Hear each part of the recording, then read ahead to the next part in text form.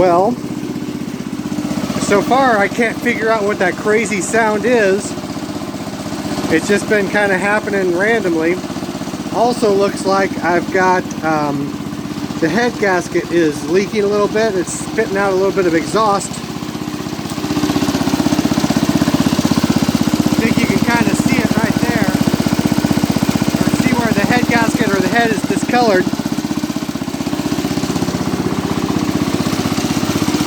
So at any rate, that's what I'm trying to sort out on this poor old Cub. Something's coming loose, just not sure what yet.